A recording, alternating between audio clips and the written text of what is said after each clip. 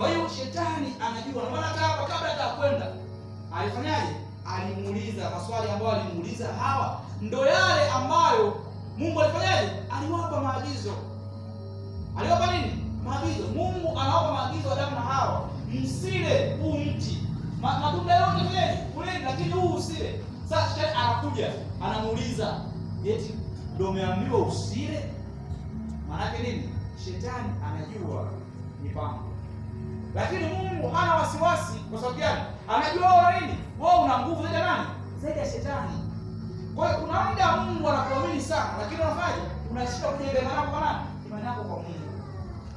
Ndio maana nikasema mtu wa Mungu kwa kiwango ambacho Mungu amekuweka hapa duniani, kwa kiwango ambacho pumzi yake ya Mungu alipokumba amekuwekea wewe, kuna vitu vingine hutakiwi kuwa na wasiwasi wala kuogopa.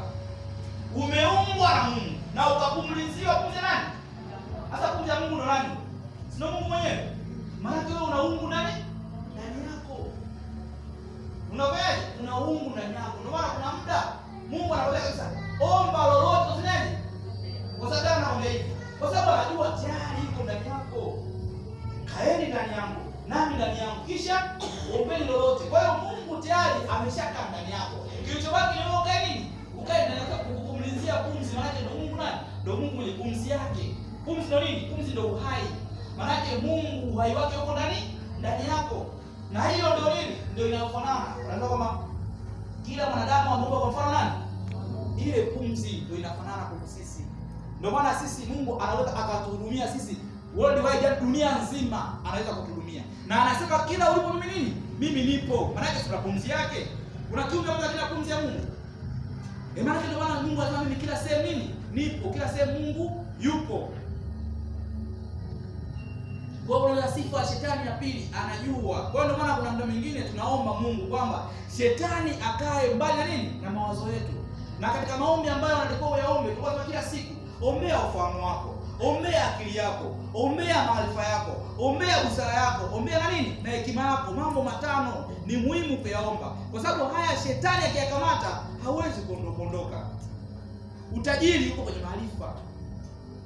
Unaona haya maviwanda mengi, mtu alikaa akasema mimi nitaweza kiwanda ambacho kinazalisha kama neti tu. Hayo ni maarifa. Alipoanza kuzalisha neti, utajiri kufanya, utajiri ukaja.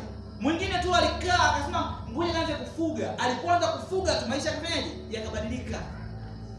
Mwingine akasema ngoja mimi nirudi kwetu kijijini nikalime. Alipoanza kulima tu maisha yake yakabadilika. Lakini kuna mtu anaamini kwamba mjini kuna nini? Kuna hela. Ukisoma Biblia imekwambia nitakubariki mjini na wapi? Na kijijini na mashambani. Baraka ziko sehemu yoyote. Mjini kuna baraka zake, shambani kuna nini? Kuna baraka zake. Sasa unamwambia maisha ya mjini yamenishinda, wewe nenda kijijini. Huyo anasoma vizuri Biblia. Wala hamjui Mungu anafanya inavyotakiwa. Kwa sababu mtu ambaye unamtumikia Mungu, Mungu anaweza kukupa baraka sehemu yoyote. Kwa hiyo unaona shetani anajua mipango yetu. Ndio maana kuna muda tunamwambia Mungu atulindie kama alipomlinda Ayubu. Biblia inasemaje? Shetani anambia yule uliyemlinda kingo nini? Kingo zote. Yaani kuna muda unahitaji mtu wa Mungu uwe na ulinzi wa Mungu katika maisha yako. Unapokosa ulinzi wa Mungu katika maisha yako, hakuna sehemu unafanyaje? Hakuna sehemu unaenda. Kwa sababu gani? Watu watagusa huku, watu watagusa huku. Wewe una focus na kulima, watu wanagusa mtoto. Umeenda shambani kule, unaambiwa mtoto anafanyaje? Anaumwa. Unaacha shamba unakuja kufanyaje? Kuangalia mtoto. Unamaliza mtoto, unarudi shambani, unaambiwa muda wa kupanda umefanyaje? Umeisha. Au wale watu ambao wamewapa kazi ya kupanda hawajapanda inapotakiwa.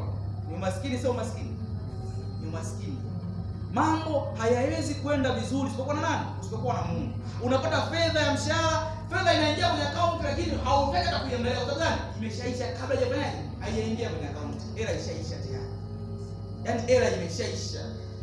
Yaani wengine wanafurahia mshahara lakini unaona mshahara ufanyaje? Hauna maana. Kwa sababu ukipiga mahesabu yako, yaani kuna deni. Hela inaingia lakini kuna nini? Kuna deni la ziada lipo. Umeingia mshahara 4,000 au 5,000, lakini ukipiga mahesabu yote unalipa na deni nafanya la 1,000,000. Kwa hiyo unapata ungelipwa 7,000 au 8,000. Kidogo fanye ubaki na akiba. Kwa sababu gani? Ulinzi wa Mungu usipokuwepo, hakuna sehemu unaenda. Tunahitaji ulinzi wa Mungu ili tufanikiwe kimawazo, kiakili, kiuchumi, kibiashara, kifamilia, yote ndio nini? Tunahitaji uwezo wa Mungu. Ukimzungumzia Ayubu, Mungu hakumlinda tu yeye. Mungu alimlinda Ayubu, akalinda mifugo yake, akalinda wafanyakazi wake, akalinda mke wake na nini? Na watoto, vyote alivilinda. Una mifugo, sawa na mifugo. Unaamka asubuhi, mfanyakazi wako ameondoka. Unaenda mbele na urudi nyuma. Mfanyakazi ambaye umekaa naye umemwelekeza vitu vya kufanya kwa muda mrefu sana, alafu asubuhi tu papo unaamka, anakwambia samahani, ameandika tu barua kwenye karatasi, kaandika barua hapo, bwana mimi nimepigiwa simu, mamangu anaumwa, nimeondoka. Hajaaga, hajafanya nini? Na una uhakika kama mamake anaumwa. Na unapiga simu nyumbani unaambiwa hajaumwa. Huyo atakuwa ameenda kufanya nini? Mambo yake. Unaenda mbele na urudi nyuma.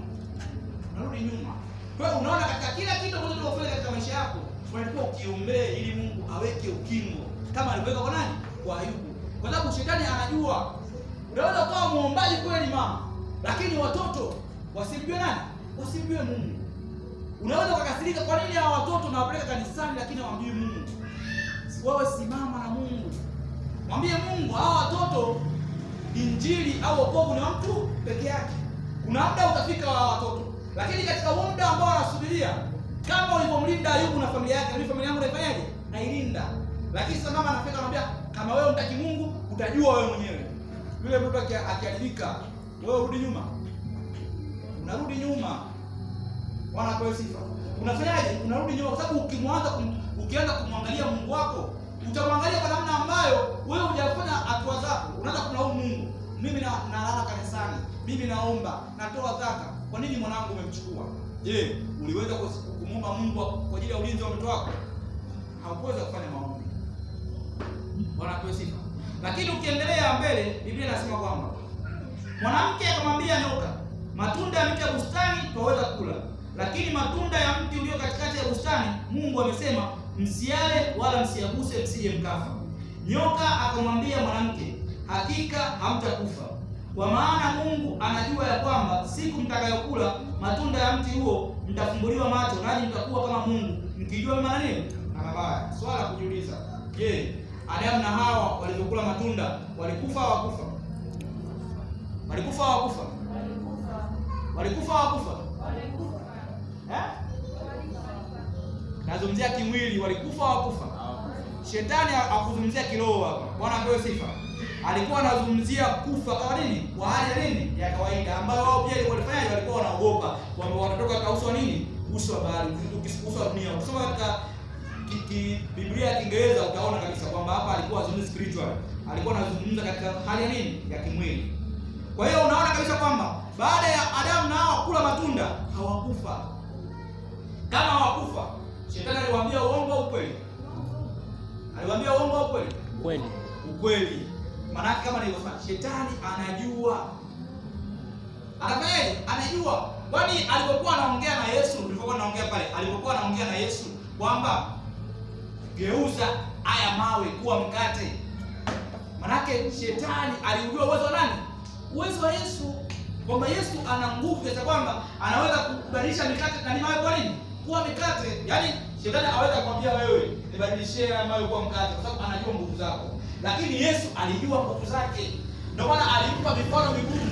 Lakini Yesu alichomshinda kwa sababu gani? Alijua nini? Alijua maandiko, lakini alijua nafasi yake.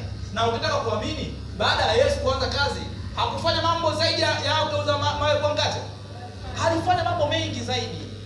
Maanake nini wapendwa? Yesu anajua kesho yako. Tena anaiona ni nzuri sana.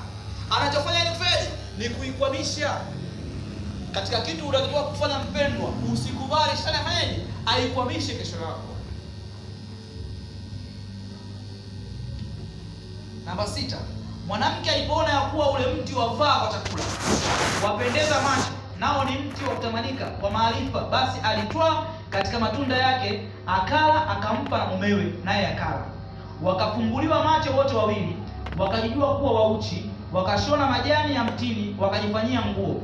Kisha wakasikia sauti ya Bwana Mungu akitembea bustanini wakati wa jua kupunga. Adamu na mkewe wakajificha kati ya miti ya bustani, Bwana Mungu asiwaone. Uwepo wa Mungu unapoondoka katika maisha yako, uwezo wako kufikiri unafanyaje? Unapungua. Uwepo wa Mungu unapoondoka katika maisha yako, uwezo wako wa akili unafanyaje? Unapungua. Adamu leo hii anaona kabisa kwamba Mungu hana nguvu kiasi hicho. Yaani kwamba Adamu anaona kwamba leo hii anaweza akajificha Mungu asifanyaje? Mungu asimuone. Bwana apewe sifa. Hivyo ndio inatokea watu wa Mungu. Pale ambapo mtu anamkosea Mungu, baada ya kuitafuta ile hekima ya kurudi kwa Mungu, yeye anafanyaje? Anaenda mbali zaidi. Kama alikuwa anasali kanisa hili, akapata jambo la aibu la kumkosea Mungu, basi anafanyaje? Anahama, anaondoka. Na anaweza asifanyaje? Asiende kwenye kanisa lingine. Akafanya sasa nishamkosea Mungu, basi maisha yafanyaje? Yaendelee vingine. Lakini angalia Mungu anapomwambia. Sasa unapokuwa na uwezo wa kufikiria mdogo, akaja Mungu akaona huyu mtu samejificha, ngoja mimi niende anakotaka yeye. Mungu anamuuliza. Bwana Mungu akamuita Adamu, akamwambia, uko wapi? Ili andiko nikilisoma wala natafakari sana. Lakini ni baada ya kusoma kitabu cha Zaburi na Mithali, nikaona Biblia inasemaje? Umjibu mpumbavu sawa na nini? Kwa hiyo Adamu alipojificha, Mungu akasema huyu ni mpumbavu. Ngoja mimi niende naye anakotaka yeye. Anauliza, Adamu uko wapi? Hivi unafikiri Mungu akujua Adamu yuko wapi? Ambaye yeye ndiye amependa kumweka kwenye bustani nini? Bustani Eden kamweka. Alafu anamuuliza, Adamu uko wapi? Bwana apewe sifa. Kuna muda unafanya maamuzi yako mwenyewe, Mungu anafanyaje? Anakaa pembeni, anakuangalia. Sio kama Mungu atuhurumii, sio kama Mungu hatupendi, lakini kuna muda unamwomba Mungu, alafu subira yako inafanyaje? Inafika mwisho. Wakati hapo Mungu anakaribia kukubariki, wewe unafanyaje? Unakata tamaa, unarudi nyuma. Mungu anasema hapana, ngoja nishughulike na huyu kwanza, afanyaje? Ajirudi. Unaona kabisa kwamba hapa shetani ni mvurugaji, shetani ni mdanganyifu. Anamdanganya Hawa, Hawa anaenda kufanyaje? Kumponza nani? Kumponza Adamu. Adamu anafanyaje? Anajificha.